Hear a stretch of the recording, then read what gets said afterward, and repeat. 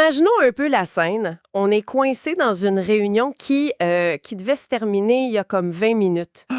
Ouais, le grand classique. Ouais, exact. L'horloge indique qu'à peine 5 minutes se sont écoulées, mais le cerveau hurle qu'une décennie vient juste de s'évaporer, là. C'est interminable. La chaise devient inconfortable, on commence à transpirer. Tellement. La respiration bloque. Et là, on se pose une question. Qu'est-ce qui se passe si cette sensation-là n'est pas juste, mettons, une plainte subjective de notre part? Oh, je vois où on s'en va avec ça. Ben oui, tu sais. Et si les mauvaises intentions ou juste l'inefficacité de la personne qui parle en avant étaient littéralement en train de modifier physiquement la réalité? C'est fort comme image. Genre étirer le temps de tous les gens présents dans la pièce. C'est fou, non? Air physique. Ouais, avec l'espace, le temps, la gravité. Exactement. Il a prouvé comment la vitesse de la lumière et la gravité viennent courber le tissu même de l'espace-temps. Sauf que, il manque quelque chose. C'est ça. Il y a un angle mort dans cette équation mathématique parfaite, une variable chaotique que les instruments de mesure traditionnels ne peuvent pas vraiment capter. La conscience de l'observateur. Exactement. L'humain. Bon, on décortique ça aujourd'hui.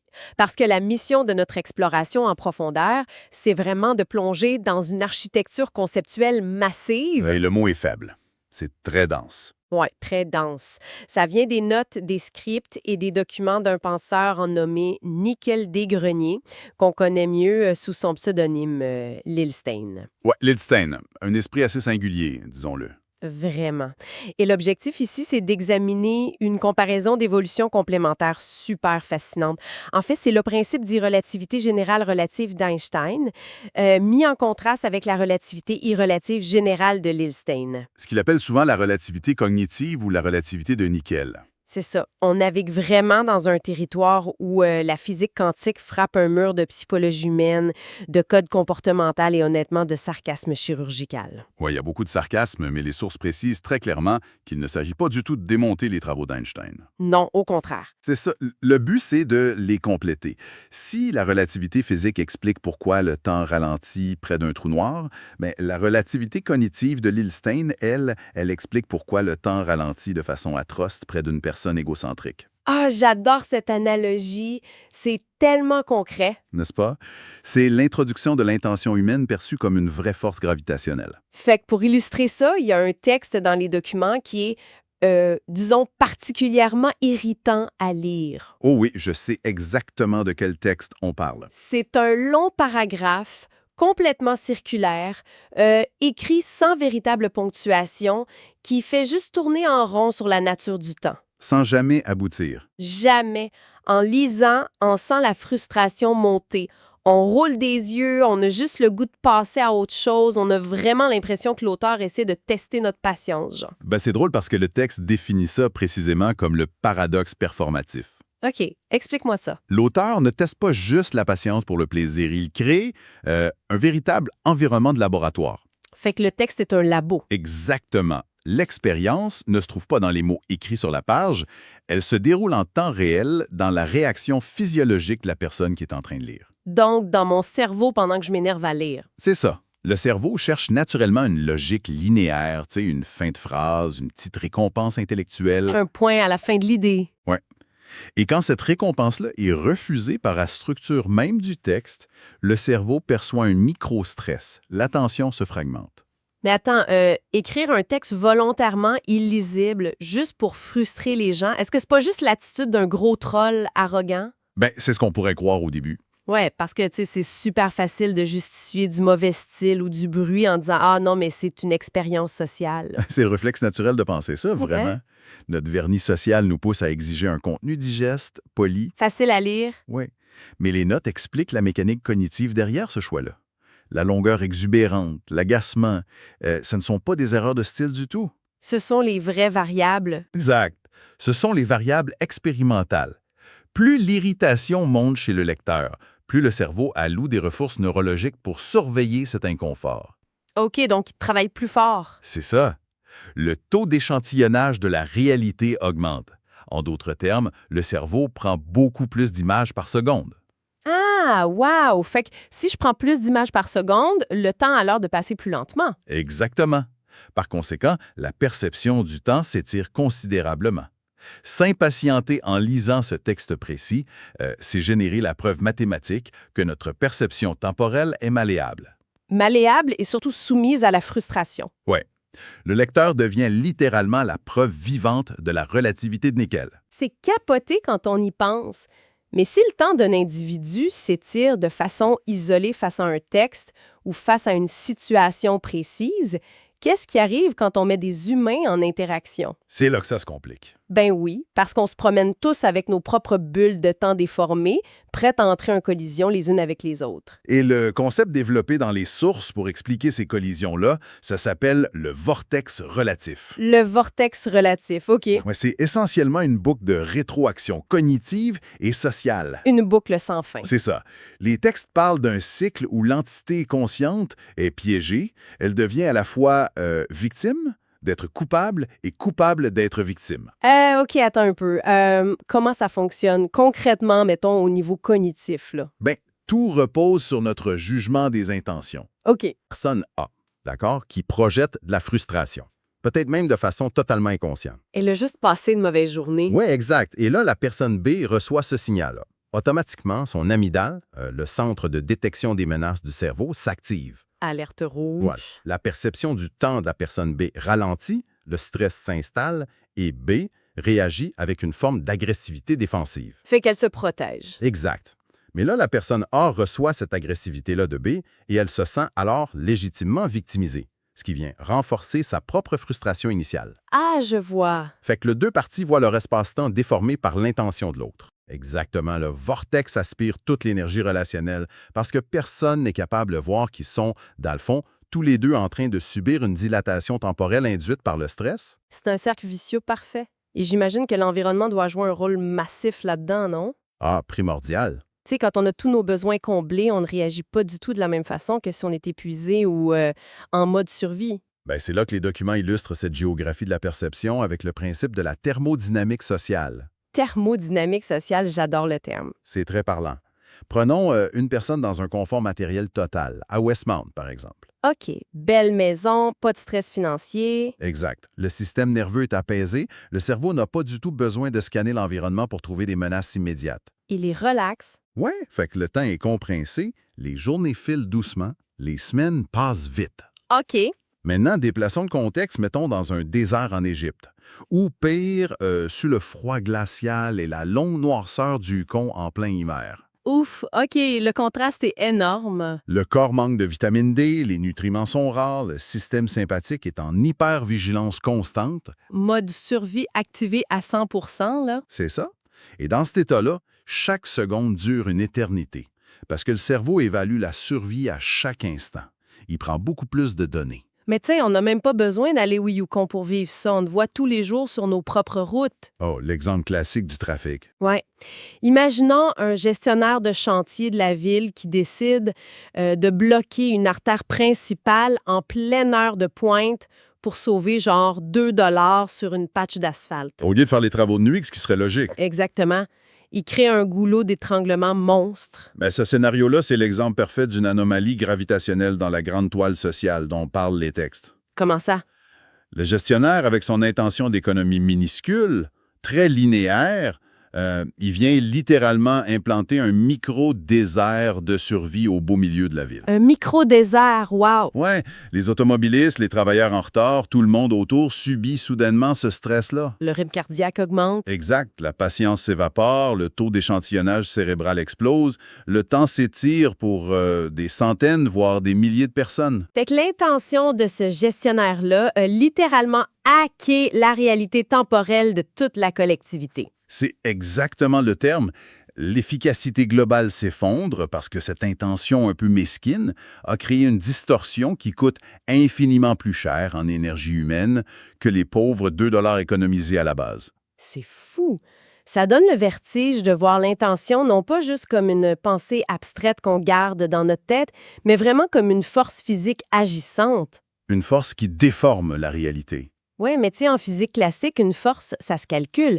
Si l'intention déforme le temps et altère le comportement, comment est-ce qu'on parvient à mesurer quelque chose d'aussi invisible? Ah! Ben, les notes de Lilsten s'aventurent dans des mathématiques conceptuelles très, très denses pour répondre à ça. OK, je t'écoute. Il y a des équations. Par exemple, on a P, T, X1, H, EE au carré, moins 5D. OK, on va se le dire, ça ressemble fortement à un mot de passe Wi-Fi généré aléatoirement. Ah oui, vu de même. Mais c'est très précis. Comment on décode ça? Ben, le génie de l'équation se trouve vraiment dans l'interaction de ces variables. Vas-y, décortique-nous ça. Le P, ça représente la puissance de projection.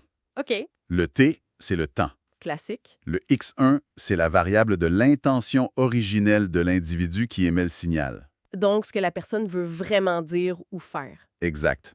Le H, c'est l'humain récepteur. L'autre bout de la ligne. Ouais.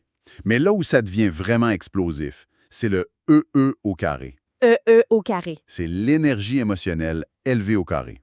Cette équation tente vraiment de quantifier la force d'impact d'une interaction entre deux humains. Et le moins 5D à la fin. Ah, ça représente la friction, la dégradation du signal par le décorum social ou ce qu'il appelle la distorsion. OK, donc le fait qu'on met des gants blancs puis qu'on tourne autour du pot. Exactement. Et ça nous mène tout droit à la méthode de transmission de cette énergie-là. Les textes abordent la voix pas juste comme une série de notes acoustiques. Mais via un concept hyper spécifique, je l'ai lu, c'est appelé avec un CCDI à la fin. Ouais, la communication. La communication. Hmm. C'est particulier comme orthographe. Très. Ça redéfinit l'acoustique complètement. Le son émis par une personne n'est plus vu comme une simple vibration de l'air qu'on mesure en décibels. C'est quoi d'abord? C'est une fréquence perceptible de l'intention. C'est le véhicule physique de la fameuse variable X, de l'équation qu'on vient juste de voir. OK, le signal original. C'est ça. Et pour que cette intention-là ne soit pas absorbée ou même détruite par la distorsion sociale, le moins 5D, il faut parfois augmenter la charge émotionnelle au carré. Et c'est exactement ce qui explique la section, je pense, la plus audacieuse et controversée de toute cette théorie. Les sacres. Oui, l'utilisation délibérée et très stratégique des sacres québécois. Les mots comme hostie, calice, tabarnak, Chris. C'est un point majeur des documents. La théorie ne les classe pas du tout dans la catégorie des insultes ou du manque de vocabulaire. Elle les traite genre comme de la physique quantique verbale. C'est brillant, parce que la linguistique classique, elle, voit souvent ces mots-là comme des pertes de contrôle émotionnel. Un manque de classe. De la vulgarité pure et simple. Voilà. Mais la relativité cognitive de Lilstein les voit comme des modificateurs de fréquence extrêmement précis. Des outils. Exact. Ce sont des amplificateurs d'intention.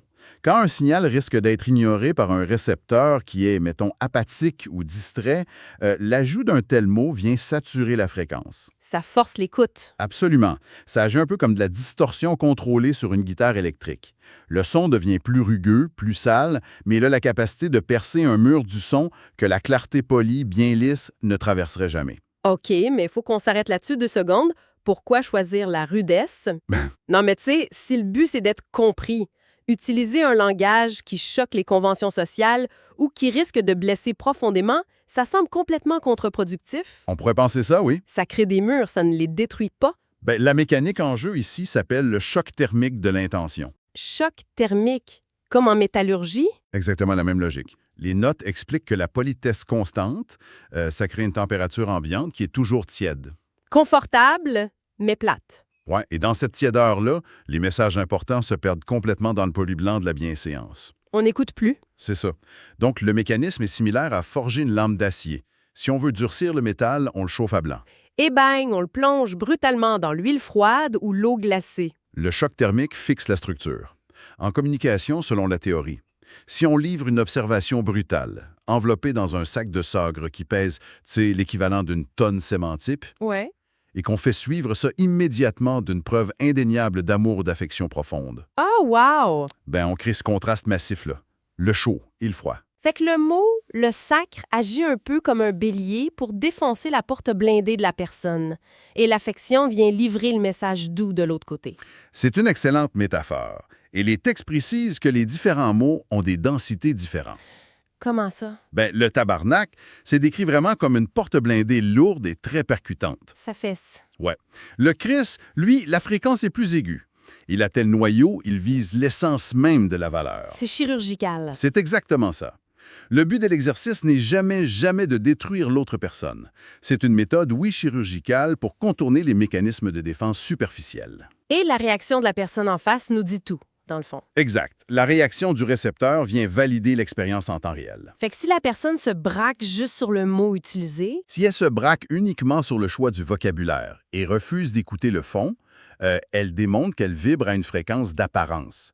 Elle s'accroche au vernis. mais si elle passe par-dessus, Si elle encaisse le choc thermique, qu'elle voit la pureté de l'intention à travers l'armure de la vulgarité, ben la connexion qui en résulte est indestructible. Le métal est figé. c'est malade. C'est littéralement un test de loyauté gravitationnelle en direct. Exact. Mais tu sais, si on accepte cette mécanique-là, si l'intention, le temps et la communication fonctionnent selon ces règles de relativité, comment on gère notre quotidien avec ça? Ça change la donne? On peut plus juste regarder son agenda puis faire des petites listes de tâches avec des crochets, là. Ben non. Et les documents proposent justement un schisme très clair entre deux façons de naviguer dans le temps.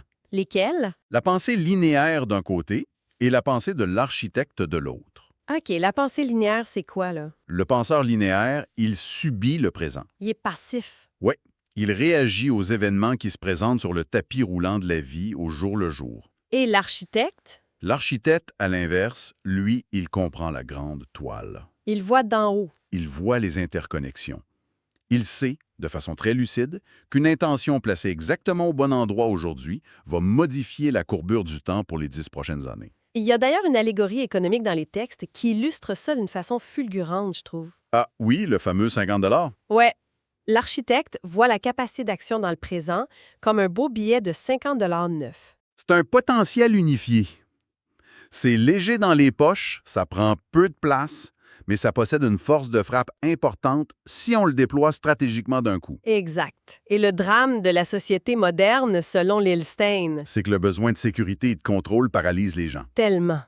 Le penseur linéaire, tellement angoissé par le vide, il prend ce billet de 50 $ là, il va à la banque et il l'échange contre 5000 scènes noires. 5000 scènes noires. C'est l'équivalent de passer toute sa matinée à répondre à 50 courriels sans aucune importance, juste pour avoir l'impression d'être productif, Oh, ça fait mal tellement c'est vrai. au lieu de s'attaquer au seul gros projet complexe qui ferait avancer les choses. Mathématiquement, 5000 scènes noires, ben, ça a la même valeur monétaire qu'un billet de 50. Sur papier, oui. Mais le poids cognitif est désastreux. Le penseur linéaire devient le gardien de sa propre petite monnaie. Il passe ses journées à compter ses scènes, à les empiler sur son bureau, à micro-gérer des détails insignifiants pour apaiser son anxiété. Parce que le volume, la quantité de monnaie lui donne une fausse illusion de contrôle. Et en diluant son temps comme ça, ben, il détruit son propre pouvoir architectural. Mais tu sais, si on transpose cette logique-là à une échelle macro, l'échelle de la société entière, C'est là que ça devient politique, presque. ben ça explique tellement de nos structures. Est-ce qu'une grande partie de notre bureaucratie, mettons, de nos lois super complexes, de notre administration lourde, est-ce que ce ne serait pas finalement des systèmes inventés par des gens qui nous obligent à gérer leur scène noire? C'est exactement ça. Les textes nomment ce phénomène-là l'élastique cohérent. L'élastique cohérent. Les absurdités systémiques que l'on tolère à tous les jours, les formulaires inutiles, les attentes interminables, ce ne sont pas des erreurs de parcours. C'est pas des bugs du système. C'est une feature power bug. Elles sont conçues pour être flexibles jusqu'à un certain point, puis pour ramener tout le monde brutalement dans le rang. Wow! Les structures imposées maintiennent un système en place qui avantage systématiquement ceux qui ont imprimé les scènes noires au départ. C'est une façon de figer le présent des autres. De voler leur temps, au fond. Exactement. Et c'est exactement la raison d'être des mots étranges qui parsèment les sources de Lilstein, Oui, j'allais y venir. des thèmes comme logique nipura ou translorprétation. Ce ne sont pas du tout des fautes de frappe ou des erreurs de traduction. Ce sont des armes sémantiques. Voilà. La logique nipura, par exemple, ça décrit une logique purifiée de ses biais émotionnels et sociaux. Une clarté absolue, froide.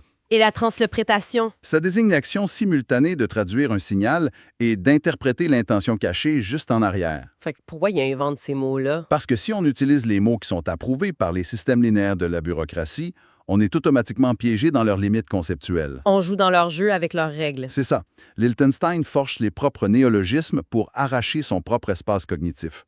En inventant des mots, il refuse catégoriquement la monnaie dévaluée du langage courant. Il imprime ses propres billets de 50 $ intellectuels. Tu l'as dit, c'est un exercice pur et dur de souveraineté mentale. Bon, essayons de ramener tous ces fils-là ensemble, parce qu'on a couvert beaucoup de terrain. Tu sais, les lois majestueuses de la matière, des planètes et de l'espace-temps à l'échelle cosmique. L'univers physique, prévisible. Et en parallèle, en évolution complémentaire, Nickel Desgreniers propose la relativité irrelative générale de la cognition humaine. Et c'est là l'éclair de génie. C'est l'idée que la masse d'une planète courbe l'espace exactement de la même manière que la densité d'une intention courbe la réalité sociale. C'est fascinant. Fait que la perception du temps n'est pas qu'une horloge déréglée dans notre tête. C'est un écosystème élastique qu'on étire ou qu'on contracte à chaque interaction. C'est ça. Les deux théories, ensemble, exigent qu'on regarde au-delà de l'évidence de nos instruments de mesure, qu'on inclue l'humain dans l'équation de l'univers. Mais avant de clore ce dossier, il faut absolument se pencher sur la réflexion finale des documents. L'axiome, Oui, parce que ça donne un sens profond à toute cette architecture complexe-là. Ça s'appelle l'axiome du vide structurant. c'est probablement la pierre d'assise la plus importante de toute cette philosophie.